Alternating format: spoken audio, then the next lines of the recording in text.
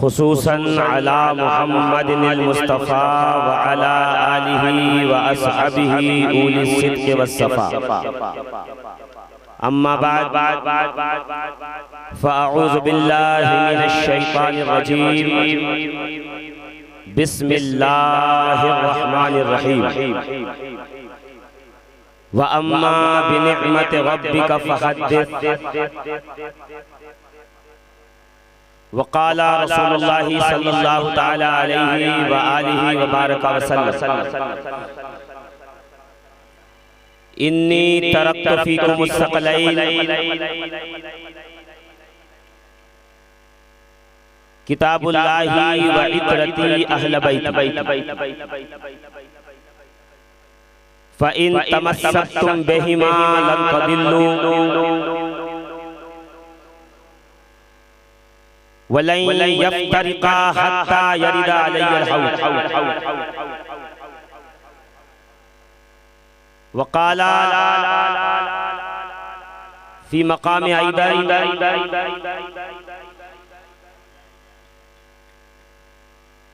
ज़य्यिनू मजालिसकुम बिज़िक्र अली इब्न अबी तालिब। आमन्तु बिल्लाहि सदक़ल्लाहुल अज़ीम व सदक़ा रसूलुहुन नबियुल अमीनुल मकीनुल मतीनुल करीम। व नहनु अला ज़ालिका मिनश शाहिदीन वश्शाकिरीन वल्हम्दुलिल्लाहि रब्बिल आलमीन। ऐ मज़हरे नूरे खुदा बलगल उला बिकमालिही मौला अली मुश्किल कुशा कशफत दुजा बिजमालिही। हसनैन जाने फातिमा हसनत जमीओ खिसालिही यानी मोहम्मद मुस्तफ़ा सल्लू अलैहि व आलिही।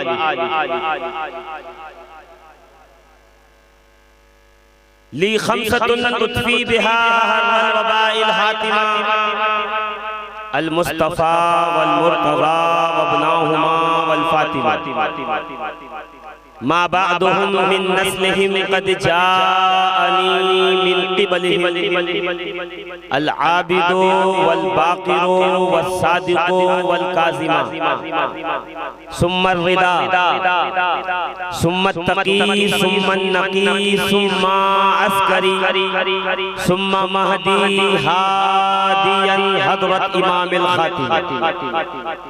इलाही बहक़्क़े बनी फातिमा के बर कौले ईमान कुनम खातिमा गर दावतम रद कुनी वर कबूल मनो दस्त दामाने आले रसूल।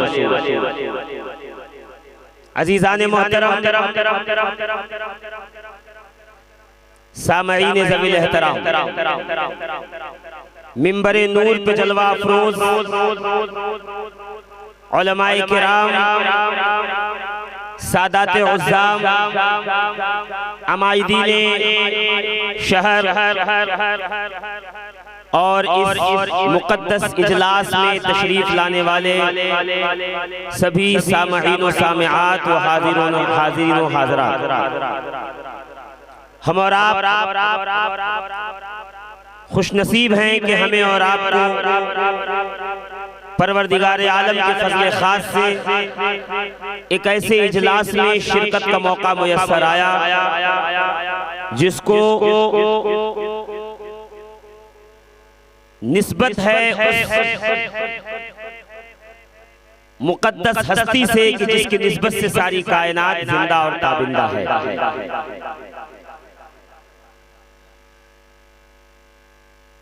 कि कुरान तो ईमान बताता है इन्हें और ईमान ये कहता है मेरी जान है। हम और आप खुशनसीब हैं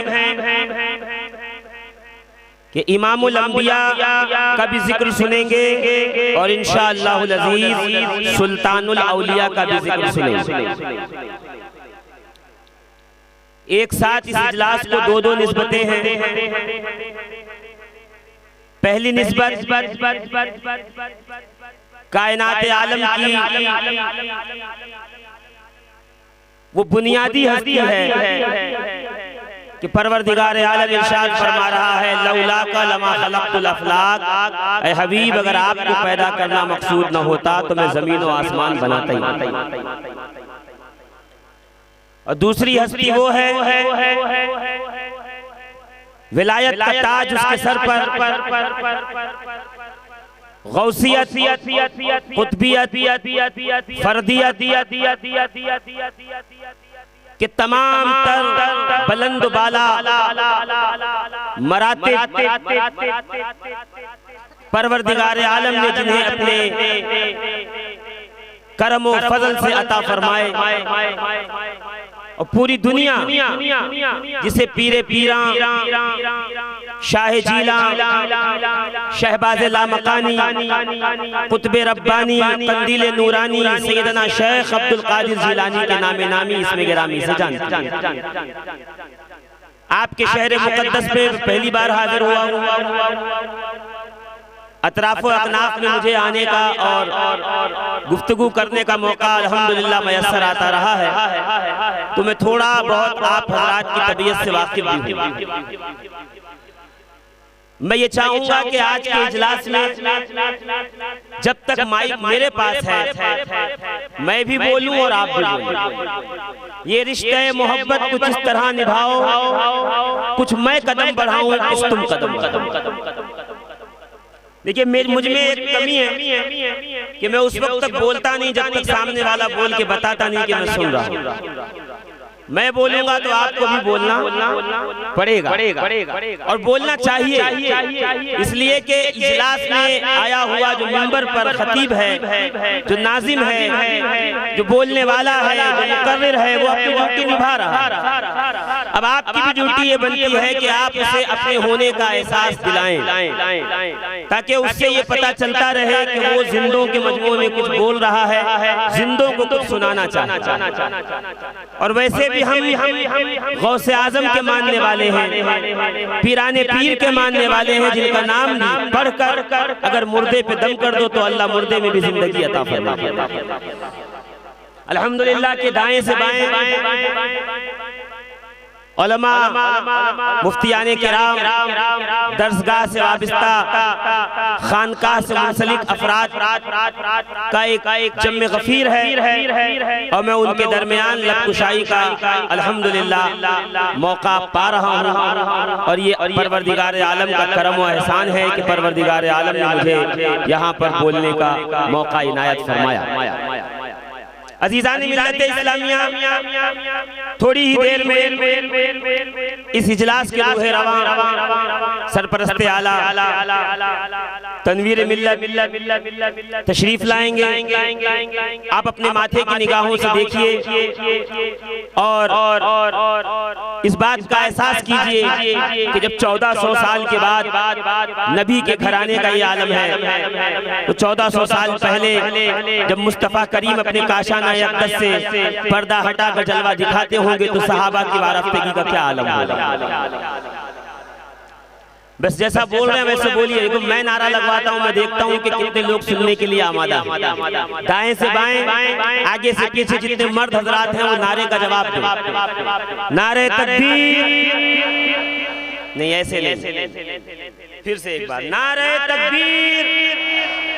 अच्छा, जो लोग हाथ नीचे करके बैठे हुए हैं मैं उनसे ये कह दूं कि नमाज में हाथ बांधा कीजिए, क्योंकि हम इमाम आजम अबू हनीफा के मुक़ल्लिद हैं, नमाज में हाथ बांधते हैं। नारा जब लगाइए तो हाथ खोल के हाथ बुलंद करके लगाइए, इसलिए कि नारा लगाने में हम शहनशाह वफा गाजी अब्बास लंबरदार के मुक़ल्लिद हैं। तो हम नारा लगाते हैं तो हाथों को खोल के लगाएंगे इंशाअल्लाह। दोनों हाथ हवा में बुलंद कीजिएगा, अपनी जिंदगी का सबूत कीजिए। माइक ऑपरेटर साहब से गुजारिश है कि वो वाला जैसे बोल रहा है वैसे इसको भी बुलवाइए, और अगर ये वैसे नहीं बोल रहा है तो मैं फिर वहां उठ के चला जाऊंगा, कोई मसला नहीं है। इसलिए कि ये एक तरफ का है, ये एक तरफ का जो है वो खाली लग रहा है, इसलिए जैसा वो सेट है इसको वैसे ही सेट कर दीजिए, वगरना फिर मैं उठकर वहां पर हाजिर हो जाऊंगा, कोई मसला नहीं है। आप बैठ जाइए, आप बैठ जाइए, आप बैठ जाइए, मैं देख लूंगा जी। पहले मैं देखता हूँ कि आवाम मेरे साथ कितनी देर तक है। मैं बहुत ज्यादा देर गुफ्तगू नहीं करूंगा, थोड़ी देर आपकी समातों के दहलीज पे दस्तक दूंगा। आपने लब्बैक कहा तो मैं हाजिर हूँ, वरना आप अपने घर में अपने घर, इसलिए कि मैं अपना सौदा बदलता नहीं, मेरे पास सौदा यही है। आप खरीदोगे कुर्गी वालों तो खरीद लो, नहीं खरीदोगे मैं कहीं और दुकान लगा दूंगा, इसलिए कि ये सौदा मैं घर से नहीं लाया, मैं मदीने से लाया। मेरे आका जाते वक्त दे के गए हैं, इन्नी तरक्तु फीकुम सकलैन, ये सौदा सकलैन का सौदा है, ये सौदा कुरान और अहले बैत का सौदा है। ये सौदा वो सौदा है कि खुदा की कसम जिसने ये सौदा उठाया है, हमने देखा अगर बगदाद में वो जुनैद था तो फिर आरिफों की सफ में जुनैद बगदादी बन गया। सुभान अल्लाह। अगर वो कोई ताजिर था, मारूफ करखी था, तो हमारी निगाहों ने देखा है कि अक़ताब ज़माना की सफ में सबसे पहले जाके खड़ा हुआ है। हमने अपनी आंखों से देखा, सरी सकती हो, जुनैद बगदादी हो, मारूफ करखी हो, या वक्त का कोई वली कामिल हो, अगर शजरे नसब हैदर कर्रार से नहीं मिलता तो क्या हुआ, शजरे तरीकत मौलाए कायनात से जाके जरूर मिले। सुभान अल्लाह। तो हमारा सौदा अल्हम्दुलिल्लाह सकलैन का सौदा है, और ये वो सौदा है जो इंशाअल्लाह सकलैन पे भारी रहेगा, दुनिया में भी काम आएगा इंशाअल्लाह अज़ीज, आखिरत में भी काम आएगा। दोनों हाथों को बुलंद कीजिएगा, नारे का जवाब दीजिएगा, नारे तकबीर, अल्लाहु अकबर। जो लोग ऊपर पीछे बैठे हुए हैं वो समझ रहे दिख नहीं रहा, बहुत दूर तक देख लेते हैं हम लोग, गौसे पाक के मुरीद हैं, बहुत दूर तक देख लेते हैं। एक बार फिर से नारे तकबीर, अल्लाहु अकबर, नारे रिसालत या रसूल अल्लाह, नारे हैदरी या अली, नारे हैदरी या अली, नारे हैदरी या अली, रसूल आज़म कॉन्फ्रेंस, गौसे आज़म कॉन्फ्रेंस। सुभान अल्लाह। बस इस जिंदा दिली के साथ सुनिएगा इंशाअल्लाह, सुनेंगे ना इंशाअल्लाह। तब तैयार हैं, आमादा हैं? अरे बोलिए ना जोर से। आप जिस महफिल में बैठे पता है इस महफिल की कदर कीमत क्या है? नूरुल अब्सार अल्लामा मोमिन शबलंजी क्या फरमाते हैं पता है? कहते हैं कि रूए कायनात में अल्लाह रब्बुल इज्जत ने कुछ फरिश्तों की ड्यूटी लगाई, वो पूरी दुनिया में फिरते हैं। अल्लामा मोमिन शबलंजी किताब नूरुल अब्सार बेजिक्र नबी आले मुख्तार क्या फरमाते हैं कि अल्लाह रब्बुल इज्जत ने रूए जमीन पर कुछ फरिश्तों की ड्यूटी लगाई है। वो फरिश्ते पूरी जमीन पर घूमते हैं और ऐसी मखसूस महफिल में शिरकत करते हैं, और शिरकत करके जब वो उन महफिल से लौटते हैं और आसमानों के दरवाजों पे दस्तक देते हैं, तो दरवाजे पे खड़े फरिश्ते उनसे सवाल करते हैं, ऐ जाने वालों, अभी थोड़ी देर पहले जब तुम यहाँ से गए थे तो तुम्हारे जिस्मों से ये खुशबू नहीं आ रही थी जो अब लौटने पे आ रही है। इन जिस्मों की खुशबू का आलम क्या है? अभी तुम यहाँ से गुजरे, अभी इजाजत लेके आसमानों के दरवाजे से निकले, अभी जब तुम हमसे जुदा हुए थे तो तुम्हारे जिस्मों में ये खुशबू न थी जो अब आ रही है। इस खुशबू की वजह क्या है? तो वो कहते हैं फरिश्ते कि हम रूए जमीन के फुला गोशे से आ रहे हैं जहाँ कुछ बंदगाने खुदा उम्मते मोहम्मद बैठकर नबी और आले नबी का जिक्र कर रहे थे। जहाँ बैठ के क्या कर रहे थे? नबी और आले नबी का जिक्र कर रहे थे। हम उन महफिल में जाके शिरकत करके आए हैं। ये जो हमारे जिस्मों की खुशबू है ये उन्हीं महफिल की बरकत से है। तो वो फरिश्ते कहते हैं फिर एक काम करो, हमें भी उन महफिल में ले चलो ताकि हम भी ऐसी खुशबू अपने जिस्मों में पाएं। तो फरिश्ते कहते हैं हम जब आए तो महफिल खत्म हो चुकी थी, फर्श उठाया जा चुका था, लोग अपने घरों को जा चुके थे, उसके बाद हम आए हैं। अब ना वो महफिल, ना वो जिक्र, ना वो जाकिर, ना वो मुकर्रिर, ना वो खतीब, न वो मुखातब, अब वो महफिल खाली हो गई, अब वहाँ कोई नहीं। तो फरिश्ते कहते हैं फिर कोई बात नहीं, एक काम करो, हमें उस खाली जमीन पे ले चलो, हम वहाँ की मिट्टी से अपने पैरों को मल लेंगे ताकि खुदा हमें भी यही बरकत और ये खुशबू अता फरमाए। तो कितने खुशनसीब हैं हम और आप कि हम जिस महफिल में बैठे हैं, फरिश्ते हमारे जाने के बाद भी इस जमीन पर आने की ख्वाहिश करेंगे कि इस मिट्टी से हमारे पर मल दिए जाए ताकि परवरदिगार आलम उसकी खुशबू से उनके वजूद को मुअत्तर फरमा दे, मजीद खुशबू। हम खुशनसीब हैं कि नहीं हैं कि बिन बुलाए हमें इस महफिल में परवरदिगार आलम ने भेज दिया। हम कशा कशा चले आए हैं, कैसे आए हैं ये तो अल्लाह ही जानता है, ये तो उसका रसूल ही जानता है कि यहाँ आने की वजह क्या हुई है। बस इतना जरूर जानते हैं अजीजान मोहतरम, माँ की नेक दुआएं साथ थी और लहू पाक रगों में गर्दिश कर रहा था। ये उसकी बरकत है कि परवरदिगार आलम हमें नबी और आले नबी की महफिल में आने का मौका इनायत फरमाया। तो मेरे दोस्तों, मेरे अजीजों, हम और आप खुशनसीब हैं कि अल्लाह रब्बुल इज्जत ने हमें ये महफिल अता फरमाया। जब तक बैठे जिंदा दिली के साथ बैठे, जब तक बैठे बोलते रहे और बोलकर ये सुनाते और समझाते रहे कि हुसैन का मानने वाला जहां भी होता है खामोश नहीं रहता। हम उस आका के मानने वाले हैं जिसने नेज़े की नोक पर कुरान पढ़ के बताया, अहले दिल जमीन पे है तो भी जिंदा है, नेज़े की नोक पे है तो भी जिंदा। तो अल्हम्दुलिल्लाह ये अहलियाने कुर्गी को सबसे पहले मैं एक बार फिर से अपनी जानिब से ये मुबारकबाद पेश करता हूँ कि आपने इतना बड़ा इजलास कायम किया और मैं शुक्रगुजार हूँ यहाँ की इंतजामिया का भी और पीराने उज़्ज़ाम का भी, सादाते किराम का भी कि उन्होंने मुझ जैसे हकीर को यहाँ पर आने का और कुछ याद है सबक। मैं नहीं कहता कि बहुत पढ़ा लिखा हूँ और ये तो कमजरफी है कि कोई कहे कि मैं पढ़ा लिखा हूँ, इसलिए कि आलिम व अलीम ज़ात अल्लाह की है और उसके अता से उसके हबीब की है। बाकी दुनिया में जो आया जो आएगा सब तालिबे इल्म है, पढ़ता पढ़ता आया था और पढ़ता पढ़ता दुनिया से चला जाएगा। बस अल्लाह का शुक्र और एहसान ये है कि जब तक इस रूए जमीन पर सांस लेते रहेंगे अल्लाह उसके रसूल के दीन की खिदमत करते रहेंगे इंशाअल्लाह अज़ीज़।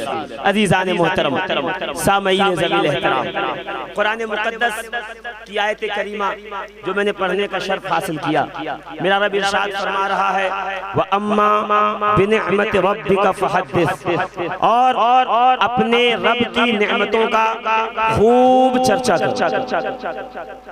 जोर से कहिए ना, और जोर से सारे जरा हाथ बुलंद करके एक बार अपने रब की नेमतों का खूब चर्चा, खूब जिक्र। मगर सवाल ये होता है ना कि नेमत का चर्चा करने से पहले पता तो चले कि नेमत है क्या।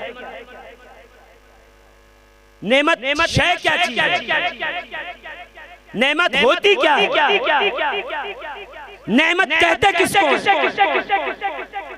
ये नेमत है क्या शय कि परवरदिगार आलम खुद कुरान में फरमा रहा है कि जब आपका रब आप पर नेमतें नाजिल करे तो उसकी नेमतों का खूब चर्चा करो, खूब जिक्र करो, खूब बयान करो। हम वक्त हर लहजा और हर आन जब जब मौका मिले अपने रब की नेमतों का चर्चा किया। नेमत कहते किसको है, नेमत कहलाएगी क्या, नेमत का इतलाक किन किन अशिया पे होता है। कमाना माँ नेमत है, बात सच है, माँ नेमत, बाप नेमत, भाई बहन नेमत, आलो औलाद नेमत, हाथ पैर नेमत, आँख नेमत, ये जो जबान जिससे हम गुफ्तगू कर रहे हैं ये भी खुदा की नेमत। तो इसका क्या मतलब है? का फिर इसका मतलब ये है कि जब तक ये नेमतें काम कर रही हैं, बंदे मोमिन पर ये लाजिम है कि वो अपने रब की नेमतों का शुक्रगुजार रहे और अपने रब की नेमतों का खूब खूब चर्चा करे। अभी जो माह मुबारक गुजरा, जिसे हमारा आप माह रबीउल अव्वल के नाम से जानते हैं, और ये जो माह मुबारक हमारे सर पे साया से गने, जिसे हमारा आप माह रबीउल आखिर यानी रबीउल सानी और उर्फ आम में रबीउल गौस के नाम से भी जानते हैं। यानी वो जो गुजरा वो रसूल आजम का माह था, ये जो चल रहा है ये गौसे आजम का मुकद्दस महीना है, और हम लोग इसी 2 महीनों की बरकतों को यहाँ हासिल करने के लिए तशरीफ फरमा हाजिर। मेरे दोस्तों, मेरे अजीजों, मैं जब से यहाँ पे आया बीजापुर शहर में, और सुबह से अल्हम्दुलिल्लाह अतराफ और अकनाफ में काफ़ी चीज़ें देखने का और काफ़ी सुनने का मौका मैसर आया, और कुर्गी वालों के ताल्लुक से भी मैंने जो कुछ भी सुना, तो उसमें एक चीज़ बहुत नुमायां थी कि आप लोग अहले बैत से मोहब्बत बहुत करते हैं, आले रसूल से मोहब्बत बहुत करते हैं, रसूलुल्लाह की आल से प्यार बहुत करते हैं, रसूलुल्लाह की आल से हक़ मवद्दत अदा करने की कोशिश करते रहते, और अल्लाह से दुआ भी यही है कि परवरदिगार आलम हमें और आपको जब तक जिंदा रहें अपने हबीब के कदमों से लगाए रखें, अपने हबीब की निस्बतों से हमेशा मंसूब रखें, अपने हबीब के कदमों के धोवन से हमेशा सरफराज फरमाए, अपने हबीब के सदक़ात हमेशा हमारी नस्लों पे जारी व सारी। मेरे दोस्तों, मेरे अजीजों, बहुत मुश्किल नहीं, बहुत आसान गुफ्तगू, 2 से 3 गुफ्तगू करके मैं इंशाअल्लाह अजीज आपसे रुखसत ले लूं कि कायनात आलम जिसे हम देख रहे हैं हमारी आंखों के सामने है, ये सारी कायनात खुदा की नेमत, ये अल्लाह का इनाम है। सर्द हवाएं हो या सख्त धूप हो, रिमझिम बारिश हो या फूलों की ठंडी ठंडी महकती हुई खुशबू हो, सुबह शाम का निकलना हो या कहकशाओं का दमकना हो या चांद की चांदनी हो या फिर तमाम कायनात आलम का सुबह सवेरे शामो मशा हमारे साथ जो है अपनी ड्यूटी निभाना हो, ये सब का सब अल्लाह का करम और हम पर अल्लाह का इनाम है।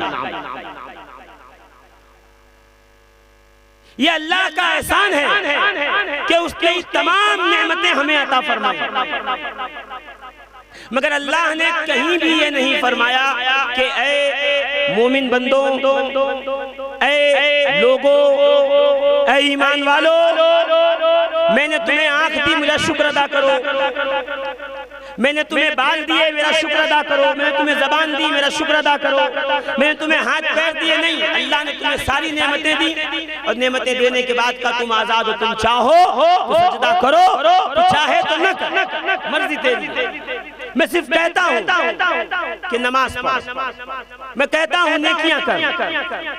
अल्लाह फरमाता मैं कहता हूँ वरकऊ मअर राकिईन, मगर तुझे मजबूर नहीं किया, तेरी मर्जी है, तू करेगा तुझे जजा मिलेगी, नहीं करेगा तुझे सजा मिलेगी। नेमतें देकर परवरदिगार आलम ने कभी नेमत का आपको मनऊन नहीं किया, मगर 2 जगह ऐसा है कि जब परवरदिगार आलम ने नेमत दी तो साथ में तुम्हें बांधा, तुम्हारी ड्यूटी लगाई कि उन नेमतों का शुक्र भी अदा करो और उन नेमतों का एहसान भी मानो। कौन कौन सी का? वो 2 नेमत है। पहली नेमत वो वजूदे मसबूदे कायनात जनाबे मोहम्मद रसूलुल्लाह की जात है कि जब अपने हबीब को भेजा तो ऐलान फरमा के भेजा,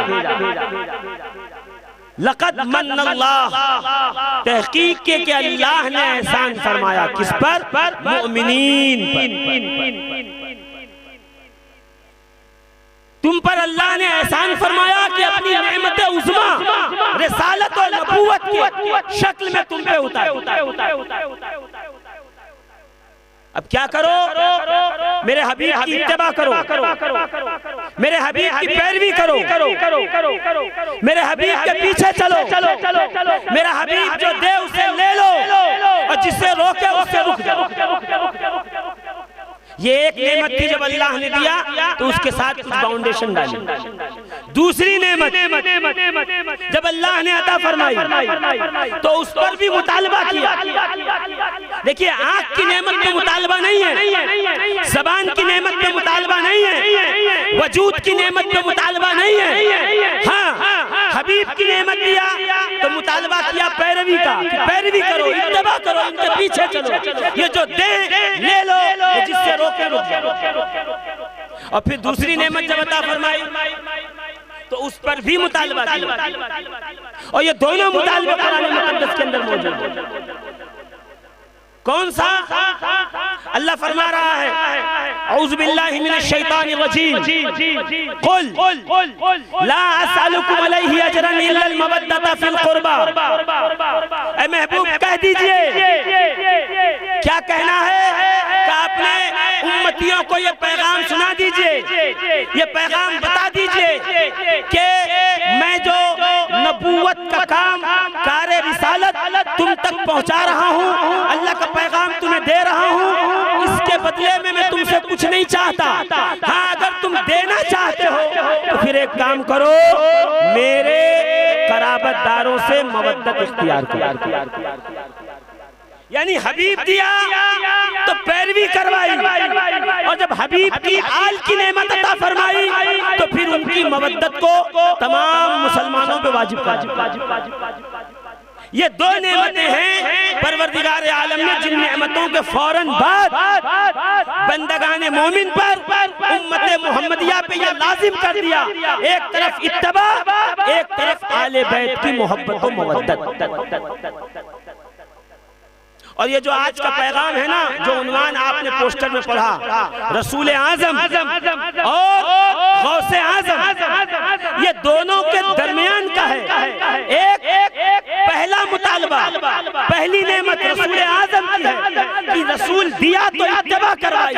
दूसरी नेमत अहले बैत की है, यानी रसूल की आल है तो फिर उनकी मवद्दत हर मोमिन पर, मुसलमान पर वाजिब। हमारी पूरी हयात और जिंदगी का लुब्बे लबाब और निचोड़ है।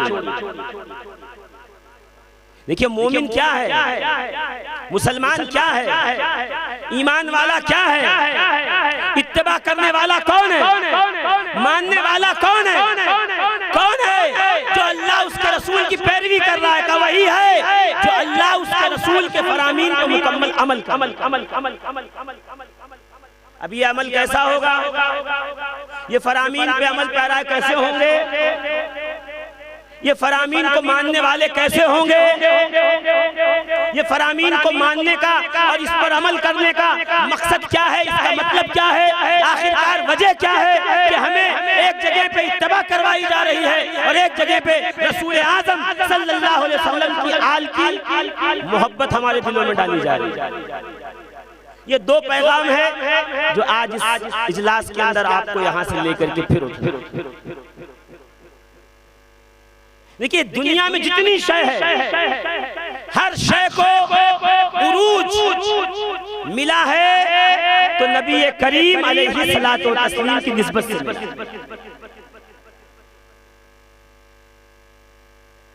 18,000 मखलूकात हैं इस दुनिया में। अल्लाह ने कितनी मखलूक बनाई? 18,000। और आपको पता है 18,000 मखलूक में सबसे अशरफ मखलूक कौन है? जोर से बोलो। 18,000 मखलूक में सबसे अशरफ आला कौन है? इंसान। सबसे अफजल, सबसे अशरफ आला। मैं पूछूं क्यों?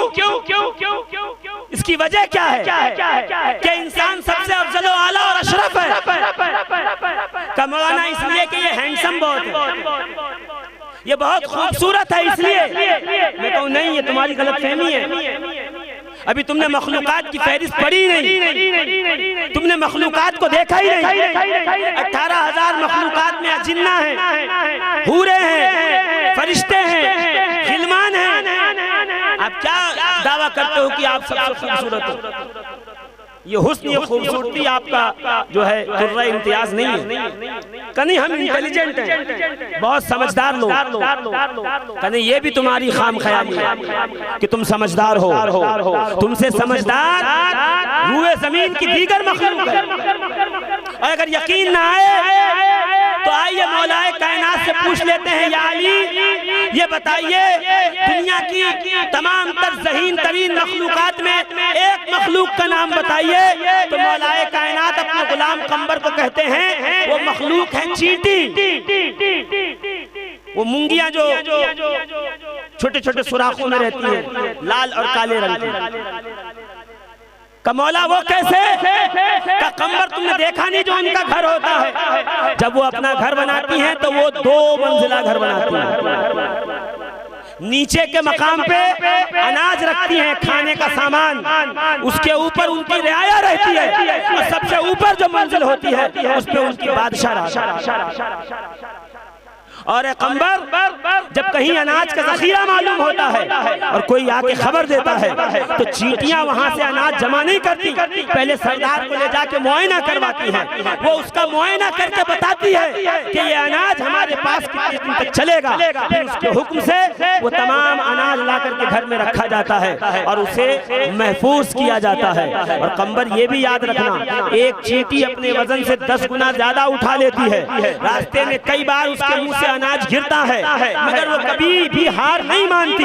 आखिरकार अपने मकाम तक, अपने उस मकसद तक पहुंचने में कामयाब होती है। और वो नीचे के मकाम पे कंबर इसलिए रखती है अनाज कि अगर बारिश के मौसम में पानी भर जाए तो अनाज का नुकसान हो, जान हिफाजत से रहे। और पहले मंजिले पे रियाया इसलिए रहती है कि हमारे वजूद अगर मिट भी जाए तो हमसे ऊपर जिनका वजूद है उनका वजूद बाकी रहे। यानी वो अपने से ऊपर वालों की हिफाजत को तरजीह दिया करती हैं। और कंबर तुम ये भी जान लो अच्छी तरीके से कि जब उनके सरदार उस अनाज का मुआयना करके लौटता है तो अपने मुंह से लुआब गिराता हुआ जाता है, और जो रास्ता बनाता हुआ जाता है तमाम पिछली चींटियां उसी रास्ते पे चलती हैं। अनाज पहुंचा के जब घर से लौटती हैं जखीरे की तरफ से वापस, तो उनके जो बादशाह और सरदार है वो उसे एक पैगाम देता है। इसलिए कंबर जब 2 चींटियां आपस में आती हैं तो पहले टकराती हैं, फिर आगे निकलती हैं। तो हाँ आका फिर का वो एक दूसरे को पैगाम अपने बादशाह का सुनाती हैं कि इतनी जरूरत हो गई, इतना अनाज भर गया, इतना बाकी है, इतने चक्कर और लगाने होंगे। और कंबर ये इतनी मुत्तबे होती है, इतनी फरमाबरदार होती है अपने इमाम, अपने सरदार की, कि जिस रास्ते पे वो निशान बना के गई हैं, अगर उस रास्ते पे तू अपनी हथेली से रास्ते को मिटा दे तो देख के वहां आने वाली चींटियां उस मिटाए हुए रास्ते को उबूर करके आगे नहीं निकलेंगी, बल्कि वहां से वापस अपने अपने मकाम की तरफ लौट जाएंगी। इसलिए कि ये उनकी सृष्ट में है, ये उनकी फितरत में है कि एक कदम भी अपने इमाम, अपने सरदारों पेशवा के गैर बताए हुए रास्ते पे चल। ये कौन बता रहा है? ये मौलाए कायनात अली मुर्तजा बता रहे कि सुनिए, अगर हजरत इंसान को दिलो दिमाग में ये फुतूर हो कि हम सबसे ज्यादा इंटेलिजेंट हैं, तो मौला ने हल कर दिया मसला कि सुनो, मखलूक में चींटी तुमसे ज्यादा, ऐसे ऐसे परिंदे और अबाबील हैं कि जो घर बना दें तो गर्मी में सर्द रहे, सर्दी में गर्म हो, बारिश से नुकसान न हो, शिकारी उस तक पहुंच न सके। तो फिर हमारे आखिरकार हमारी अशरफियत और हमारी बुलंदी और हमारे बड़े मकाम का आखिर वजह क्या है? आखिर हम अशरफुल मखलूक क्यों? कभी गौर किया इस पे? कभी इस पे सोचा? जिस दिन बंदा मोमिन ये समझ ले कि 18,000 मखलूक में परवरदिगार आलम ने आखिरकार इसी को सबसे अशरफ व आला क्यों बनाया, तो इसे जान लीजिए वो सबसे दुनिया का कामयाब तरीन इंसान होता है। आखिर वजह क्या है कि आप सबसे अफजल व आला, सबसे अशरफ, सबसे अकरम हैं, सबसे ज्यादा आपकी तकरीम की जाए। तो जवाब उलमा, मुहद्दिसीन, मुफक्किरीन, औलिया सिर्फ एक देते हैं कि वजह सिर्फ ये है कि 18,000 मखलूक में अल्लाह ने अपने हबीब को किसी और मखलूक में नहीं बल्कि इंसानों की शक्ल सूरत में बनाया के भेजा है। अपने हबीब को हमारे दरमियान भेजा है, चूंकि उसका हबीब इंसानों की शक्ल में आया है। बस ये निस्बत है कि 18,000 मखलूक में हजरत इंसान सबसे अफजल आला। जोर से कहिए ना, और जोर से सारे जरा हाथ बुलंद करके एक बार कहिए अजीज़ाने मिल्लत इस्लाम। आइए मैं ये हदीस पाक सुना दूं। अल्लामा नूरुद्दीन हैसमी, किताब का नाम है मजमऊ ज़वाइद, क्या फरमाते हैं पता है? अन उमर इब्न खत्ताब रज़ियल्लाहु तबारक व तआला अन्हु, हज़रत उमर रज़ियल्लाहु तबारक व तआला अन्हु से रिवायत है, अल जन्नतु हुर्रिमत अलल अंबियाई हत्ता अदखलहा वल जन्नतु हुर्रिमत अलल उम्मी हत्ता तदखलहा उम्मती। कह दीजिए सुभान अल्लाह, और जोर से, और जरा जोर से। अब जरा इसका तर्जुमा करता हूँ, देखता हूँ आप सुभान अल्लाह कहते कि नहीं कहते। मेरे आका अलैहिस्सलाम इरशाद फरमाते हैं, जन्नत तमाम अंबिया पे हराम है जब तक कि मैं आमिना का लाल जन्नत में दाखिल नहीं हो। नहीं, जरा धीरे से बोले हैं आप, जोर से बोलिए तो फिर मैं आगे बढ़ूं। नहीं, फिर से सुनाता हूँ मैं आपको, फिर से इसका तर्जुमा सुनाता हूँ, क्योंकि अगर आप इसको सुभान अल्लाह बोलेंगे तो मेरी तकरीर यहीं से शुरू हो। जी, मैं चाहता हूँ इसी नुक्ते से तकरीर का आगाज हो जाए। क्या? जन्नत तमाम अंबिया पे हराम है जब तक के मैं आमिना का लाल जन्नत में दाखिल न हो जाए। अगला जुमला सुनेंगे आप, जोर से अगला जुमला सुनेंगे आप। मेरा आका क्या बोला? वल जन्नतु हुर्रिमत अलल उम्मी हत्ता यदखुलहा उम्मती। मेरे आका फरमाते हैं, और जन्नत तमाम उम्मतों पे हराम है जब तक कि मेरी उम्मत जन्नत में दाखिल न हो जाए। माशाअल्लाह, आप अपने लिए बहुत जोर से बोले। जी, क्या फरमाया? जन्नत तमाम नबियों पे हराम है जब तक कि मैं आमिना का लाल जन्नत में दाखिल नहीं हो जाता। और फिर आगे क्या फरमाया? जन्नत तमाम उम्मतों पे हराम है जब तक कि मेरी उम्मत जन्नत में दाखिल नहीं हो जाती। यहाँ सवाल ये तवज्जो के साथ जरा ये बताइए, नबी करीम सबसे पहले जन्नत में जाएंगे? ये बात तो समझ में आती है, ये बात तो ख्याल में आती है कि मेरे आका सबसे पहले जन्नत में जाएंगे, इसलिए कि इमामुल अंबिया हैं, खत्मुल मुरसलीन हैं, इमामुल कुल हैं, वजह तख्लीक कायनात हैं। तो बात समझ में आई, जब तक इमामुल अंबिया जन्नत में नहीं जाते, जन्नत किसी नबी के लिए खोली नहीं जाएगी। मगर ये जो दूसरा जुमला है, इसके पीछे का राज क्या है कि मेरे आका फरमाते, जब तक मेरी उम्मत जन्नत में दाखिल न हो जाए तमाम उम्मतों पे जन्नत हराम। इनमें कमाल क्या है? हम में आखिर ऐसा कमाल क्या है? कोई बताए तो सही कि आखिर इनमें कमाल क्या है कि सबसे पहले ये जाएंगे जन्नत में, बाद में आदम की उम्मत, नूह की उम्मत, इब्राहिम, इस्माइल, याकूब, अय्यूब, दानियाल, यहया, यूसुफ, मूसा, ईसा अलैहिस्सलाम की उम्मत बाद में जाए, पहले ये उम्मत जाए। उसकी वजह क्या है?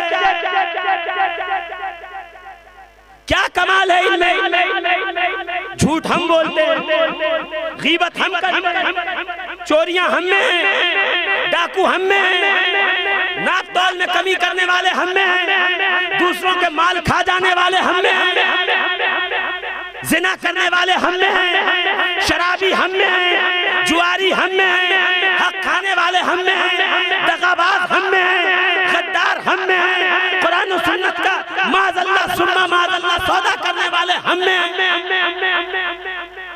कौन सी ऐसी बुराई है जो हमारे में नहीं। सारी बुराइयों का मुरक्का और मजमुआ खमीरा बन करके हम यहाँ पे जो है इस दुनिया के अंदर जिंदगी गुजार रहे हैं। तो कमाल क्या है कि जब तक ये जन्नत में नहीं जाएंगे किसी और नबी की उम्मत के लिए जन्नत नहीं खोली जाएगी। वजह क्या है का वजह मैं बताता हूँ। तफसीर रूहुल मानी अल्लामा महमूद आलूसी फरमाते हैं कि जब तमाम उम्मतें जनाब मूसा अला नबीना अलैहिस्सलातु तस्लीम के सामने पेश की गई, हजरत मूसा अलैहिस्सलाम उम्मतों का मुआयना फरमा रहे हैं। ये नूह की उम्मत, ये इब्राहिम की उम्मत, ये फलां की उम्मत का देखते देखते देखते देखते जब हजरत मूसा अलैहिस्सलाम के सामने उम्मत मोहम्मदी अलैहिस्सलाम तो तस्लीम यानी जब हमें लाया गया, जब हम गुजरे तो जनाब मूसा अलैहिस्सलाम ने देखा। देखने के बाद अपने रब्बे करीम की बारगाह में दुआ की, परवरदिगार आलम ये उम्मत मुझे अता फरमा। जोर से तो कह दो कि जब सारी उम्मतें लाई गई ना, जब हम पर नजर पड़ी हजरत मूसा की तो मूसा अलैहिस्सलाम ने कहा परवरदिगार ये उम्मत मुझे अता फरमा, मुझे अता फरमा, ये उम्मत मुझे दे। मैं इस उम्मत का नबी हूँ, बनना चाहता हूँ, ये उम्मत मेरे हवाले फरमा। जाहिर सी बात है मुझे तो देख के नहीं कहा होगा, हम लोगों को देख के तो नहीं कहा होगा, देखा होगा ना। इस उम्मत में सिद्दीक़ अकबर जैसे लोग हैं, फारूक आजम जैसे लोग हैं, उस्मान गनी जैसे लोग हैं, जोर से कहिए ना, सलमान फारसी जैसे लोग हैं, जनाब कम्बर जैसे लोग हैं, अबू ज़र गिफ़ारी जैसे लोग हैं। देखा होगा इसमें अबू अय्यूब अंसारी है, खालिद इब्न वलीद है, जानिसार सहाबा है। देखा होगा इसमें अली मुर्तज़ा है, इमाम हसन और हुसैन है, सैयद सज्जाद ज़ैनुल आबिदीन है, मोहम्मद बाकिर है। हमें देख के तो नहीं कहा होगा या अल्लाह उम्मत हमें दे, का देखा होगा इसमें गौसे आज़म है, शेख कबीर रिफाई है, इसमें मोइनुद्दीन चिश्ती है, इसमें मखदूम अशरफ जहांगीर समनानी है, इसमें शाह वजीहुद्दीन अलवी गुजराती है, इसमें शाह हाशिम पीर है, इसमें ये तमाम औलिया अल्लाह है। जनाब मूसा ने कहा परवरदिगार ये उम्मत मुझे दे, मुझे इस उम्मत का नबी बना। जब इतना सुना ना तो परवरदिगार आलम ने इरशाद फरमाया मूसा ये उम्मत मैंने अपने हबीब को दे दी, ये उम्मत मैंने अपने हबीब को अता कर दी, ये फैसला हो चुका, ये उम्मत मेरे हबीब के हिस्से में आई। जब सुना तो पहले हाथ फैले थे, अब जनाब मूसा ने हाथ नीचे रखा और दामन फैलाया, और दामन फैलाने के बाद का परवरदिगार आलम उम्मत नहीं देता न दे, एक काम कर मोहम्मद जैसे नबी का मुझ मूसा को उम्मती।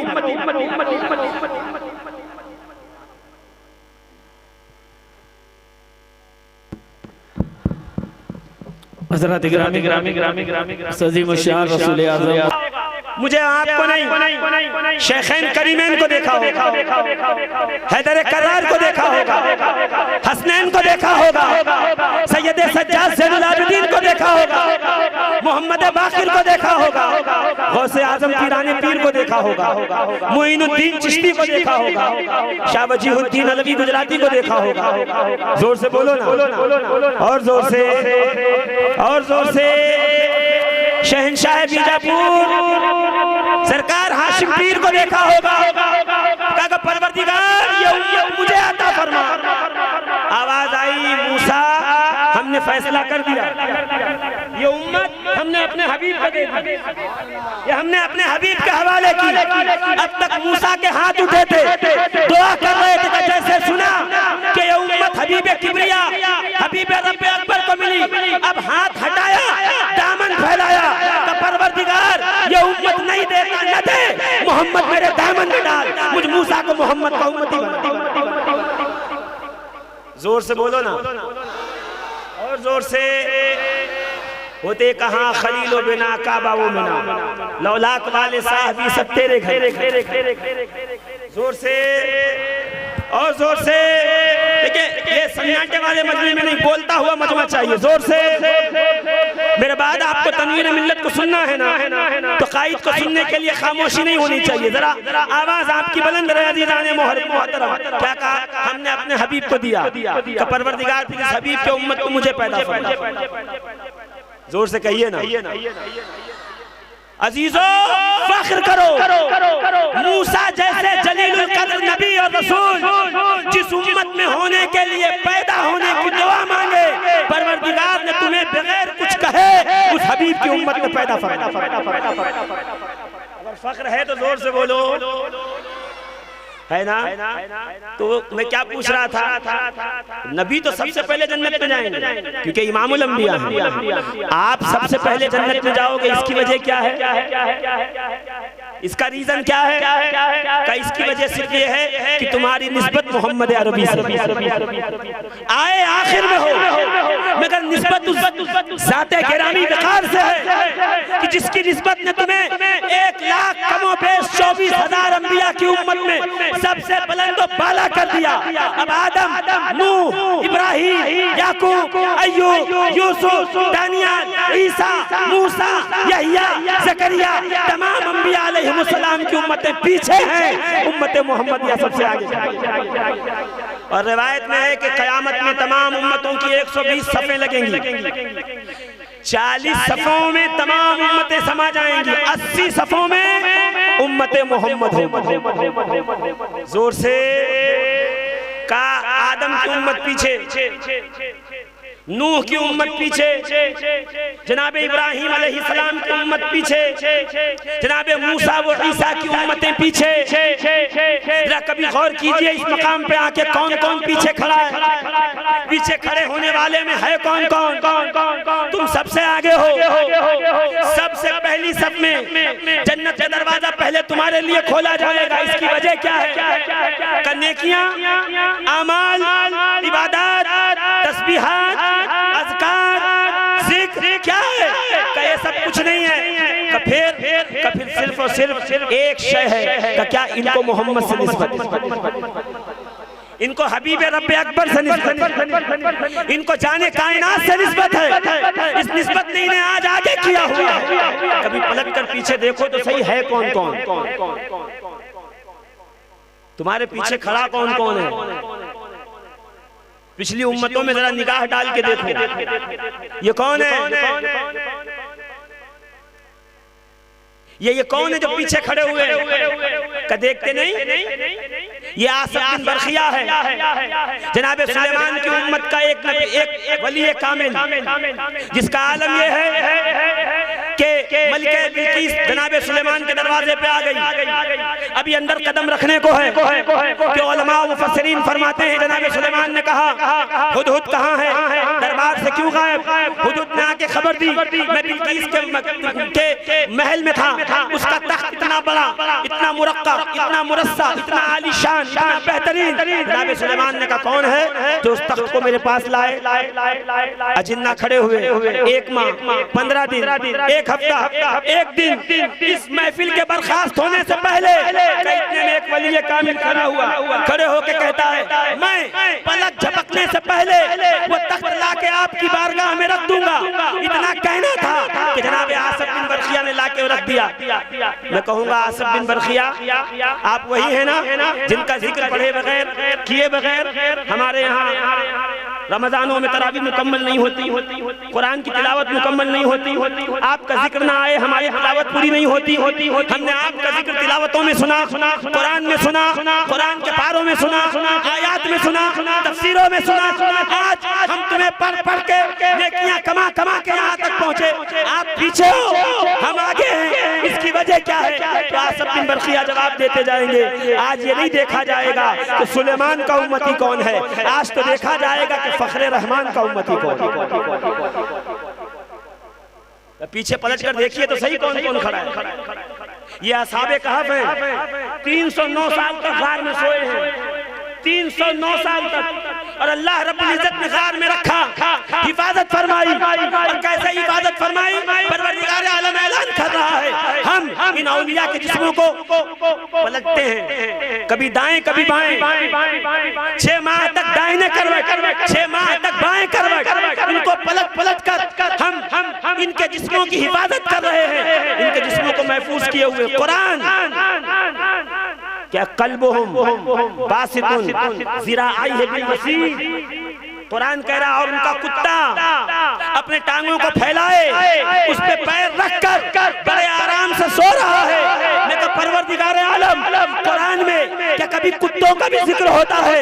तो आवाज आएगी शफीकुल कादरी, कुत्ता होता तो जिक्र नहीं होता, कल्बुहुम उनका कुत्ता, यानी औलिया का अगर कुत्ता है तो फिर कुरान में भी जिक्र होगा, अल्लाह के कलाम में कुत्ता नहीं है, कल्बुहुम उनका कुत्ता। जोर से तो बोलो, कुरान का कल्बुहुम बासितुन ज़िराअैहि बिल-वसीद, वो टांगों को फैलाए, उस पर सर रख करके आराम कर रहा है। उलमा कहते हैं फरिश्ते आते हर 6 महीने में असहाबे कहफ के जिस्मों को करवट देते, बाहर जाते तो कुत्ते के जिस्म को भी करवट देते। मगर परवरदिगार ये क्या है? क्या ये कुरान है? ये जिंदा मिसाल है, ये तजर्बा गाह है, ये लेबोरेटरी है, यहाँ पे तुम्हें करके बताया जाएगा। हम गार में वलियों की हिफाजत करके जो पूरी कयामत तक हर बदअकीदे के अकीदे पे मोहर लगाने आए हैं कि जिस तरह आज गार में असहाबे कहफ की हिफाजत कर रहे हैं, वैसे ही मजार में हम अपने औलिया की भी हिफाजत करते हैं। अब जरा गौर फरमाइए, 309 साल तक गार में सोते रहे, सामने कुत्ता रहा। कहा जब जब वो फरिश्ते आते औलिया के जिस्म को पलटते, साथ में कुत्ते के जिस्म को भी करवट देते, क्योंकि मिट्टी की खासियत है ना, वो जिस्म खराब करती है। अल्लाह ने जिस्मों को पलटने का इंतजाम कर दिया, कुत्ते के जिस्म को भी पलटने का। परवरदिगार ये क्यों? तो क्या ताकि दुनिया जान ले मेरा वली तो वली होता ही है, उसको तो मेरी बारगाह से इनाम मिलता है। जो मेरे वली के दर पे बैठ जाए उसे भी इनाम से हिस्सा मिलता है। मैं पूछूं है साहब कहफ, आप वही है जिनके नामों के चिल्ले करते थे हम, जिनके नाम की तावीज दिया करते थे? ख्वाजा गौस मोहम्मद गवालियारी, हुजूर ख्वाजा इल्म फन, माहिर इल्म फन,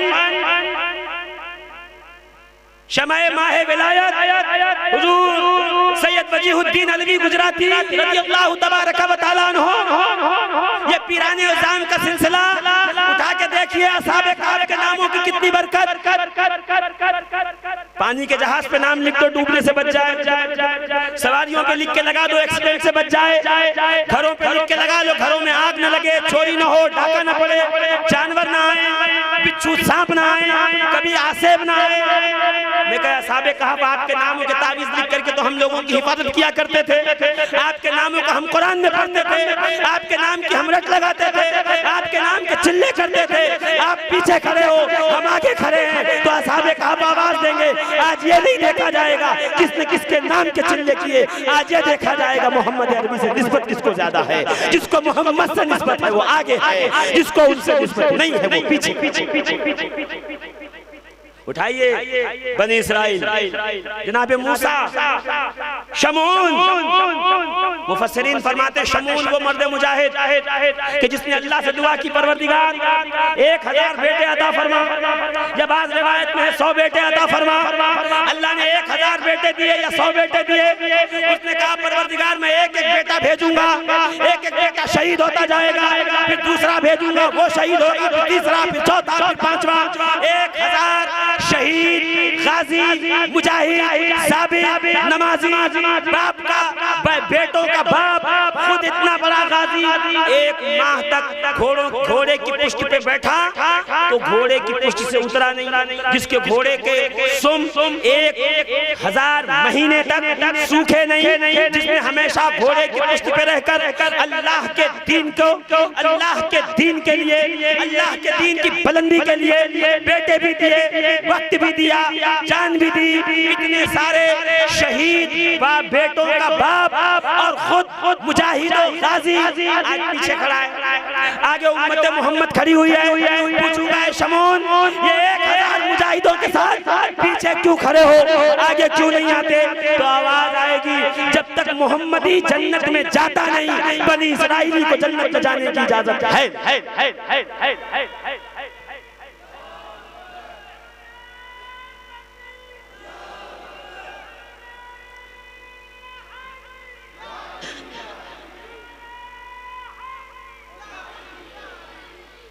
तो अजीजाने मिल्लत इस्लामिया, कमाल देखा आपने?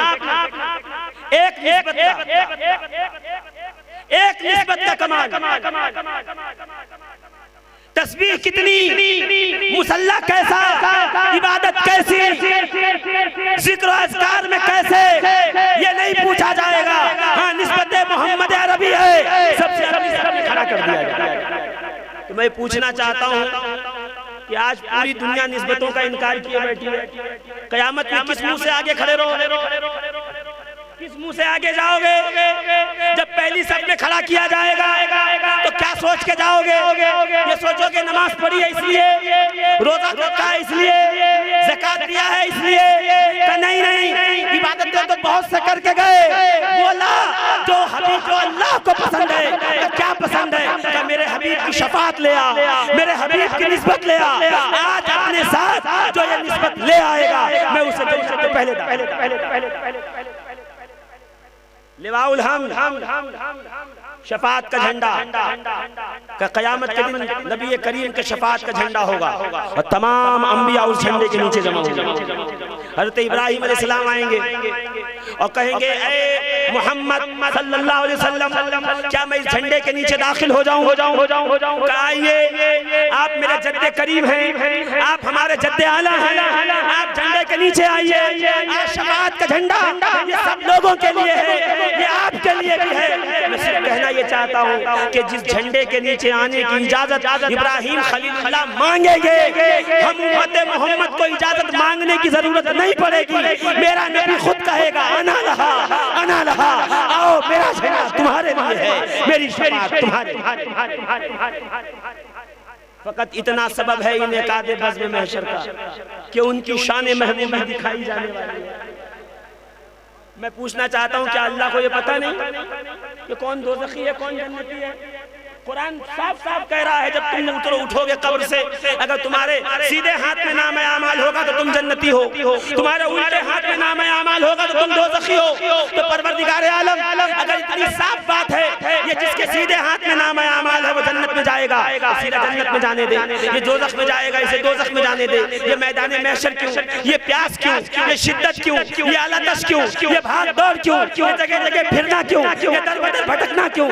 आखिर इसकी वजह क्या है? शायद आवाज़ आए शफीकुल कादरी, हमने महशर बपा इसलिए किया, शिद्दत की प्यास हो, जमीन गर्म हो, आसमान जो है आसमान शोले बरसा रहा हो, आसमान से आग बरस रही हो, जमीन शिद्दत से तप रही हो, आदमी पसीने में शराबोर हो, अलतश की सदा हो, ज़बाने प्यास से बाहर हो, आदमी को नामे आमाल पे भेजा जाए, मीज़ान पर उसकी नेकियां रखी जाएं, उसके गुनाह रखे जाएं, गुनाह भारी हो, नेकियां हल्की हो और नवीद सुनाई जाए, जहन्नम में ले जाओ। इतने में मेरा हबीब आए, अपनी मुकद्दस जेब से एक दुरूद की चिट्ठी निकाल कर उसके नेकियों के पलड़े में रख दे, पलड़ा भारी हो जाए। मैं पुकार के कहूँ, फरिश्तों गुनाह ज्यादा है तो क्या हुआ, मेरे हबीब की शफाअत को देखो, मेरे हबीब की निस्बत को देखो। अब ये दोज़ख में नहीं बल्कि जन्नत में चला। फकत इतना सबब है इन्हें कादे बज़्म कि उनकी शान महबूबी, जोर से बोलो, उनकी शान महबूबी। अजीज़ाने मोहतरम, निस्बत का तो वो कमाल है, सहाबे किराम अलैहिम रिदवान नबी करीम के तहबंद मांगी, नबी करीम से चादर मांगी, नबी करीम अलैहिस्सलातु तस्लीम से आपका रोटी का निवाला मांगा, हुजूर अलैहिस्सलातु तस्लीम से मुबारक बाल लिए। क्यों? वो कहते थे जब हम अल्लाह की बारगाह में जाएंगे तो ये रोजा, ये नमाज, ये हज, ये ज़कात, ये जिहाद नहीं, बल्कि रब की बारगाह में नबी की ये तहबंद पेश करेंगे। रब पूछेगा, ऐ फलां सहाबी क्या लाए हो?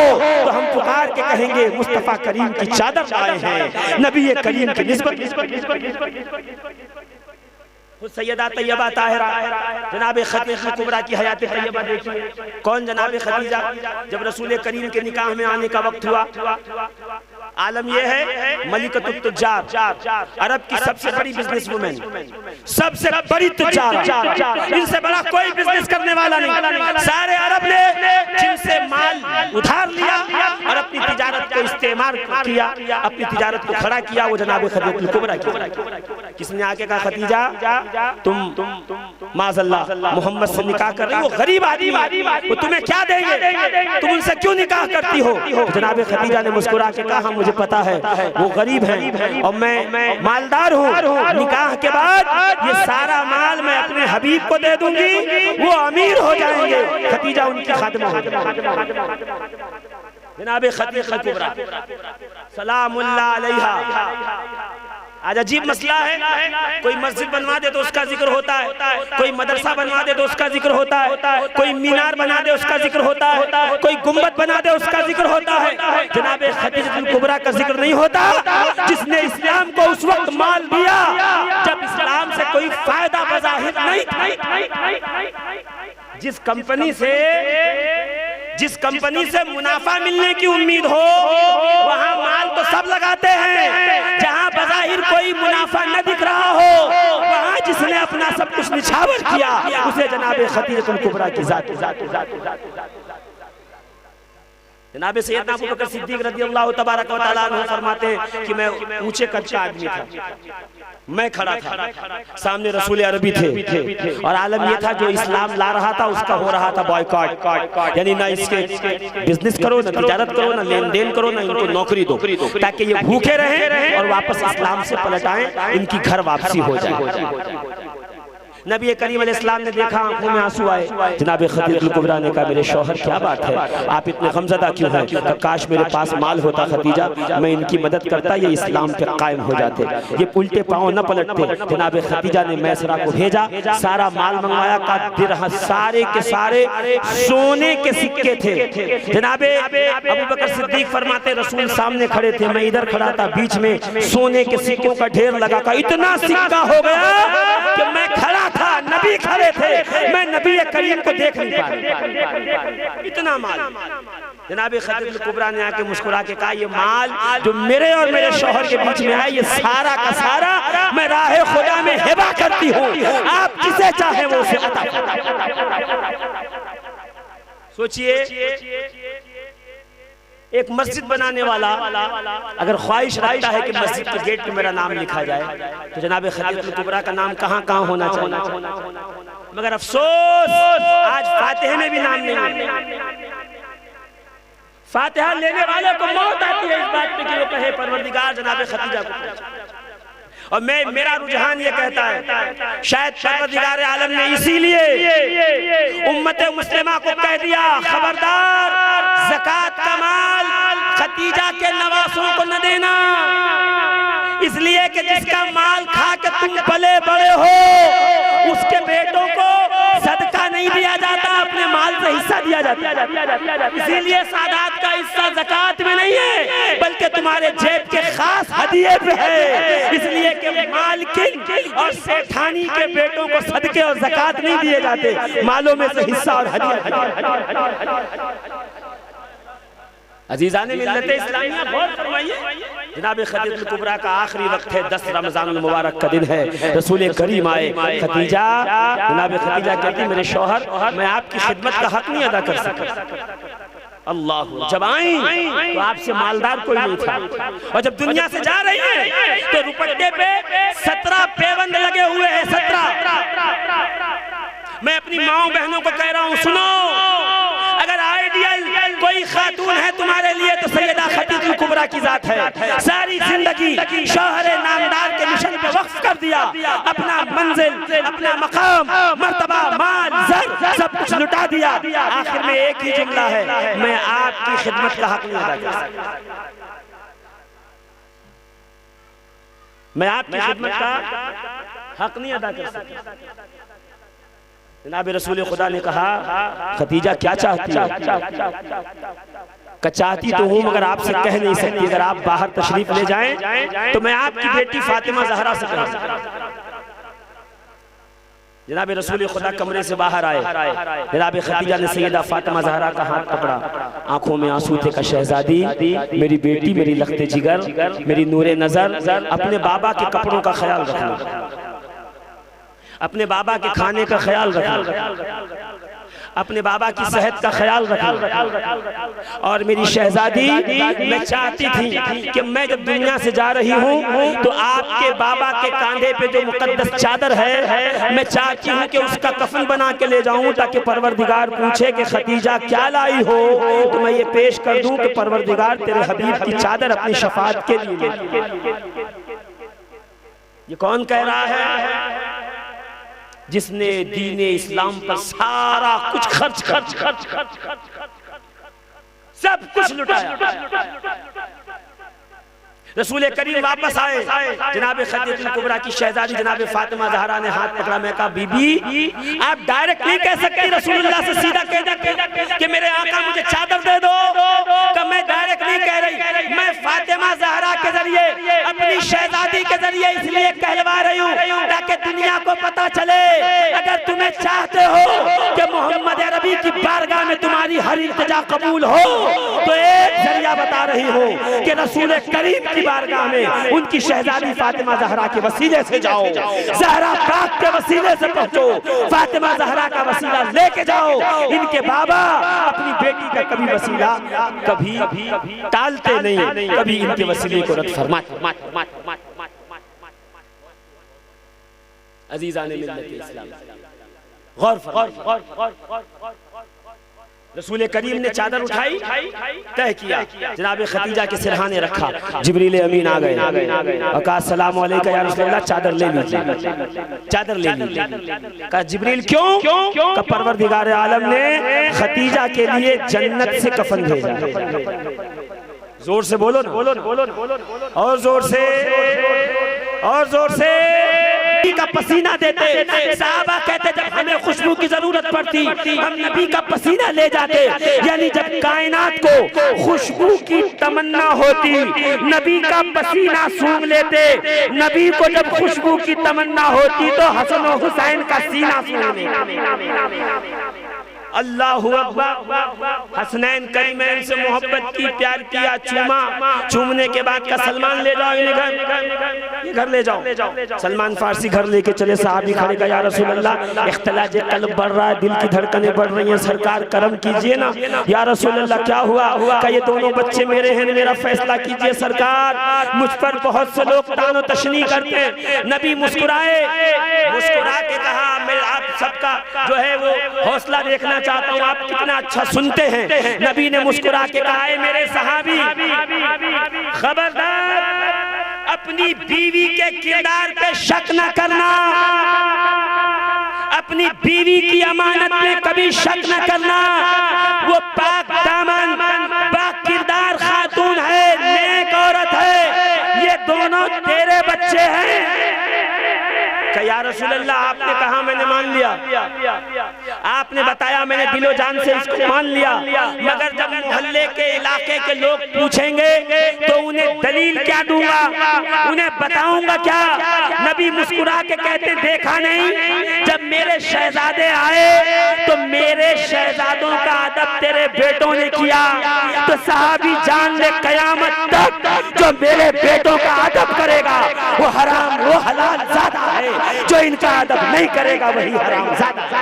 नारे तकबीर, नारे रिसालत, नारे हैदरी, मुफ्ती अहले सुन्नत। हम क्या कहेंगे गौसे आजम कौन है? आखिरी बात, कौन है गौसे आजम? अल्लामा बताएगा वो गौसे आजम जो मुर्दे जिलाते थे, मुहद्दिस बताएगा वो गौसे आजम जो एक वक्त में 70 जगह चले जाते थे, कोई कहेगा मुत्तकी वो गौसे आजम जो 40 साल तक ईशा की वजू से फजर की नमाज पढ़ते रहे। कोई कहेगा कारी कुरान, हाँ गौसे आजम वो जो 15 साल तक हर शब कुरान खत्म करते रहे, कुरान का दौर करते रहे। कोई कहेगा फला करामत, फला करामत, फला करामत, फला करामत।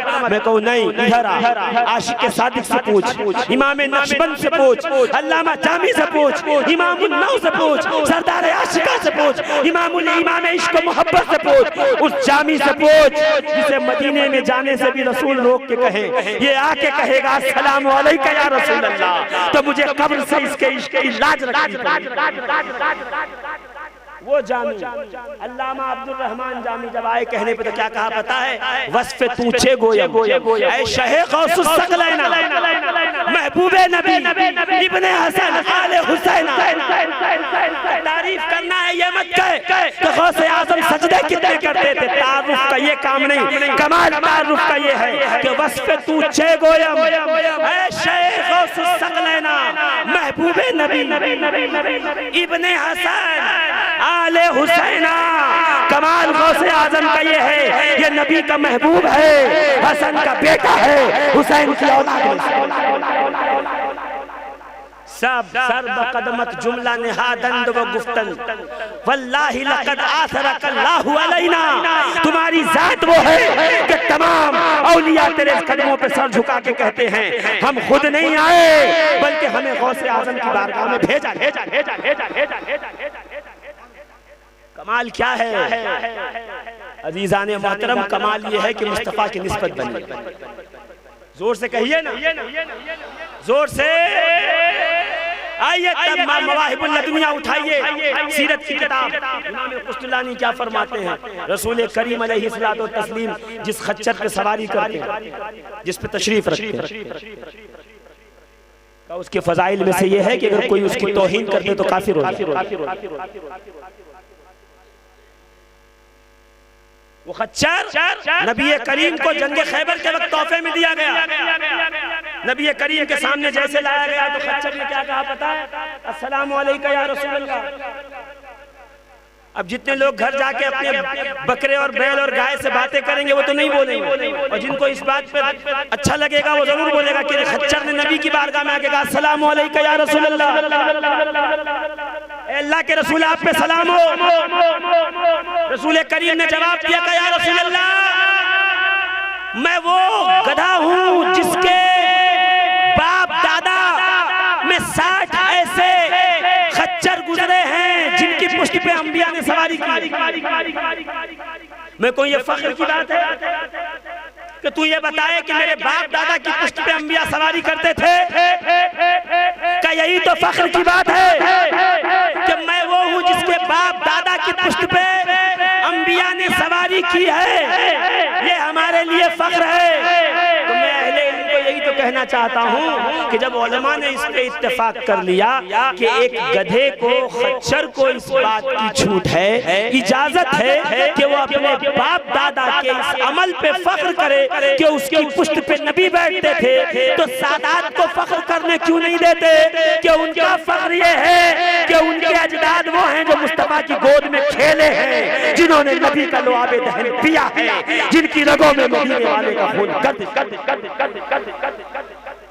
उलमा फरमाते हैं उस गधे की जो तौहीन करे वो काफिर हो जाए, मुसलमान नहीं बचता। जिस पे नबी सवारी करे और आप उसकी बात करते हो। आओ कुरान उठाओ, कुरान। एक पहाड़ था जिस पहाड़ पे जनाब सालेह ने असा मारा था, एक ऊँटनी निकल के बाहर आई। आओ कुरान पढ़ो, जनाब यूनुस दरिया में थे, मछली के दरिया में थे, जैसे ही समंदर में फेंके गए अल्लाह ने मछली को इजाजत दी, मछली ने जनाब यूनुस को पेट में रखा। मैं नहीं कह रहा, तमाम मुफस्सिरीन का इस पे इत्तेफाक है।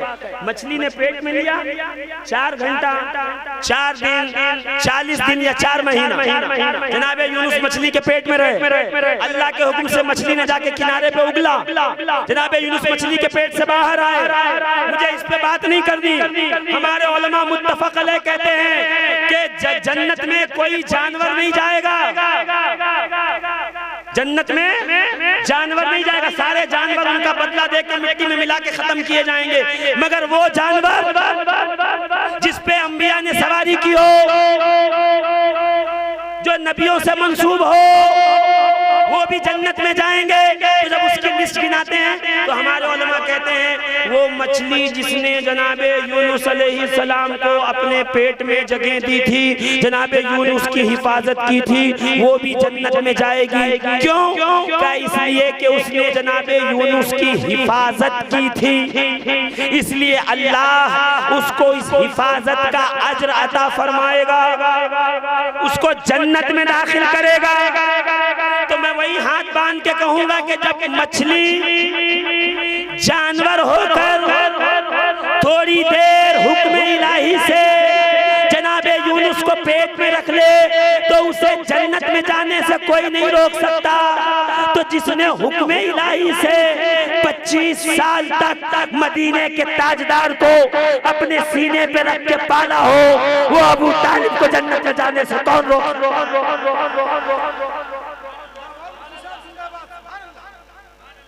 हमें मालूम है कि उलमा का इख्तलाफ है, हम उससे इनकार नहीं कर रहे।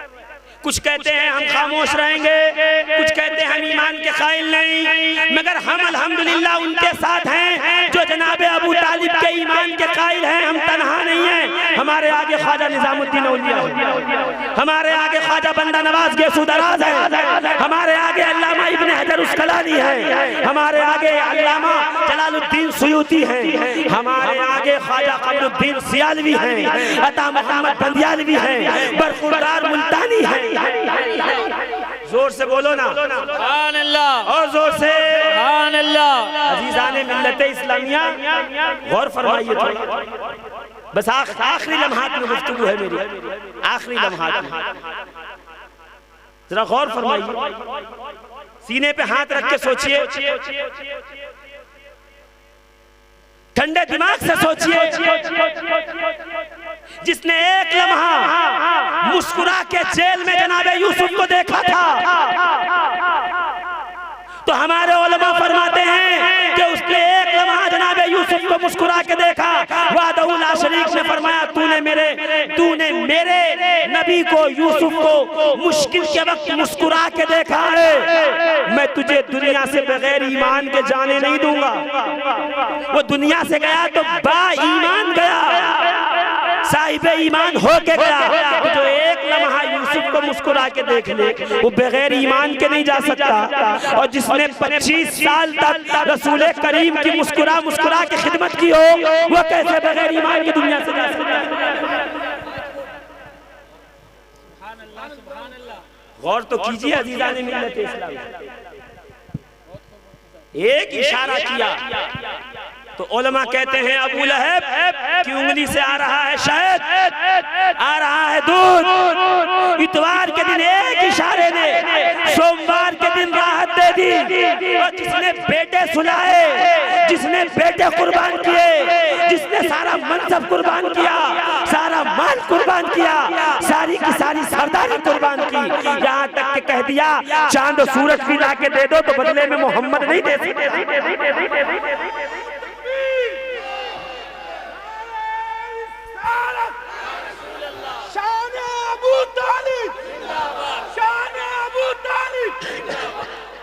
तुम रसूल करीम की बात करते हो, अरे रसूल करीम के शहजादे 14 नंबर पे कौन? पीराने पीर गौसे आजम दस्तगीर। भूल गए तफरीहुल खातिर में क्या वाकया है? मैं कहता हूँ कादरियों अपना किबला दुरुस्त करो, कादरियों अपनी सोच दुरुस्त करो। वो शख्स नहीं आया रोता हुआ, हुजूर वाला मेरे वालिद को मैंने ख्वाब में देखा कि बहुत तकलीफ है, जहन्नम की आग की लिपटें हर तरफ से गरम गरम लू चल रही है, कब्र में आग ही आग है। गौसे आजम ने ये नहीं कहा जा मैं दुआ करूंगा फला, नहीं, मुस्कुरा के कहा तेरा बाप मुझे जानता था? का नहीं, मेरा मुरीद था? का नहीं, का मेरे मदरसे के सामने से गुजरा था? का नहीं पता, का मेरे मदरसे का लंगर खाया था? का नहीं पता। कभी उसकी महफिल में मेरा जिक्र हुआ था? कहाँ हुआ तो था। और मुझे ये भी याद है, मैं एक बार छोटा सा था, मेरी उंगली पकड़ के वो इस रास्ते से गुजरा था, आपके इस मदरसे के सामने से गुजरा था। गौसे आजम ने सर उठाया, मुस्कुरा के कहा, फिर घबरा मत, मैंने रब से दुआ कर दी है, अल्लाह रब्बुल इज्जत तेरे बाप से कब्र के तमाम अजाब को दूर मैं कहूँगा गौसे आजम पीराने पीर के मदरसे के सामने से जो गुजर जाए, गौसे आजम पीराने पीर के मदरसे के सामने से जो गुजर जाए, गौसे आजम उसके कब्र के अजाब को रब से दुआ करके दूर करवा दे, तो जिसने रसूले करीम को सीने पे रख के पाला हो, जिसने अपने मुंह का निवाला खिलाया हो, जिसने रसूले करीम अलैहिस्सलातो तस्लीम पे अपने बेटे कुर्बान करने का जज्बा रखा हो, जिसने तन्हा पूरे अरब से लड़ाई ली हो, अब बताओ क्या रसूले करीम अपने उस मुशफिक चचा को जहन्नम में जाने देंगे?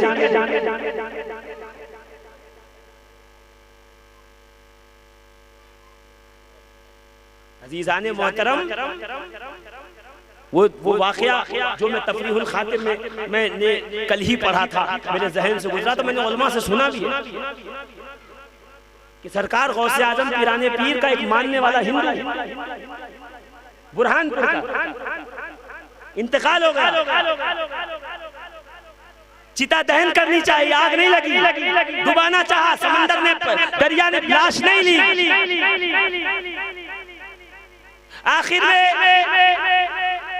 बशारत दी गई एक वली कामिल को कि उसके जिस्म को दफन किया जाए। जब मामले को पता किया गया कि ये दिल ही दिल में गौसे पाक से मोहब्बत करता था, पीराने पीर से था तो गैर मुस्लिम, पीराने पीर से मोहब्बत करता था, कि इसकी मौत आ गई, मौत का वक्त करीब आया, तब मैं शेख अब्दुल कादिर जिलानी ने आकर के इसे कलमा पढ़ाया कि जो मेरा चाहने वाला हो बगैर ईमान लाए दुनिया से जाने।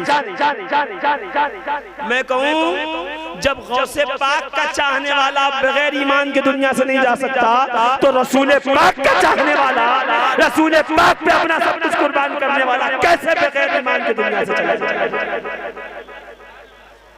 तो अजीज़ाने मिल्लत इस्लामिया, ये रसूल आज़म और गौसे आज़म का फैज़ान है। न गौसे आज़म अपने चाहने वाले को बगैर दीन, बगैर ईमान के दुनिया से जाने देंगे, न रसूल आज़म अपने चाहने वाले को बगैर दीन और ईमान के जाने देंगे। जब एक यहूदी के बेटे के सिरहाने आकर नबी करीम आखिरी वक्त कलमा पढ़वा के ईमान में दाखिल कर सकते हैं, तो जिसने सारी जिंदगी रसूल करीम की खिदमत में गुजार करबला 3 दिन में गुजर गई ना। मैं आज शोबे अबी तालिब की करबला दे 3 साल तक जारी रही, 3 साल तक जिसने अपने बेटों को रसूल के बिस्तर पे सुलाया, इस हिम्मत और हौसले के साथ कि अगर दुश्मन हमला करे, अबू तालिब का बेटा मारा जाए, अल्लाह का हबीब बच। जो इस जज्बे के साथ दुनिया से चला जाए, क्या वो बेईमान जाए? किसकी हिफाजत की? भतीजे की या नबी की? यकीनन ये नबूवत की मोहब्बत थी, इसलिए कि रसूल करीम बाद में फरमाएंगे, ला युमिनु अहदुकुम हत्ता अकूना हब्बा इलैहि मिन वालिदिही व वलदिही वन्नास अजमईन। तुम में से कोई मोमिन कामिल उस वक्त तक नहीं हो सकता जब तक मुझसे अपने माँ बाप भाई बहन अहलो औलाद से ज्यादा मोहब्बत न कर ले। ये रसूल ने मदीने में कहा, मगर मक्के में अबू तालिब ने इस पे अमल करके बताया। रसूल से अपनी जान, माल, औलाद और बेटों से सबसे ज्यादा सीरत रसूल, विलादत रसूल, मिलाद रसूल का हक ये है कि जब भी बयान किया जाए तो अबू तालिब का भी जिक्र किया जाए, ताकि 8 से लेकर 40 साल की उम्र में बरकतें क्या थी, नेमतें क्या थी, रहमतें क्या थी, खाने में बरकत कैसे हुई, जिंदगी में बरकत कैसे हुई, कैसे दरख्त झुक झुक के नबी पे सलाम करते थे, कैसे दरख्त की टहनियां नबी पे खजूरें बरसाती थी, कैसे सूखी हुई बकरी के थनों में दूध आता था। अगर आप इन बरकतों को मालूम करना चाहते हो तो तुम्हें अदब से अबू तालिब की बारगाह में आना पड़ेगा। वो बताएंगे मोहम्मद की मोहब्बत क्या है, मोहम्मद की बरकत क्या है। इनके खाली हाथ जब प्यालों में पड़ते हैं तो प्यालों से दूध कैसे उबलता है और प्यालों से शहद कैसे निकलता है। थोड़ा सा खाना पूरे बारात को, पूरे घर को, पूरे मोहल्ले को कैसे सैर करता है। ये अगर पूछना है तो ऐलान नबूवत से पहले जो इसका गवाह मिलेगा उसे हमारे और आपकी ज़बान में अबू तालिब। अजीज़ान मिल्लत इस्लामिया, बस गुजारिश ये है कि निस्बत का ख्याल रखें। जहाँ ये निस्बत मिल जाए इस निस्बत पे अपना तन मन धन कुर्बान करें। आले रसूल से मोहब्बत करें, औलाद रसूल से प्यार करें, रसूल का आखिरी पैगाम लेके जाएं। इन्नी तरक्तु फीकुमुस सकलैन, मैं तुम्हारे दरमियान दो चीजें छोड़ रहा हूँ, कुरान और मेरा खानदान। कुरान पढ़ते रहिए, अहले बैत से मोहब्बत करते रहिए। न कुरान अहले बैत से जुदा है, न अहले बैत कुरान से जुदा है, ये दोनों साथ में हैं। लन यतफर्रका हत्ता यरिदा अलैयल हौज, ये कभी मुतफर्रिक अलग नहीं होंगे यहाँ तक के हौज़े कौसर पे रसूल करीम के सामने जाके मिल जाएंगे। तो जो चाहता है कि सिरात मुस्तकीम पे चलते हुए मंजिल मकसूद तक पहुँचे तो कुरान अहले बैत का दामन थाम ले। इस्लाम जिंदाबाद, दामन अहले बैत पाइंदा। सुभान अल्लाह, सुभान अल्लाह। हज़रात गिरामी, मुफ्ती अहले सुन्नत मुफ्ती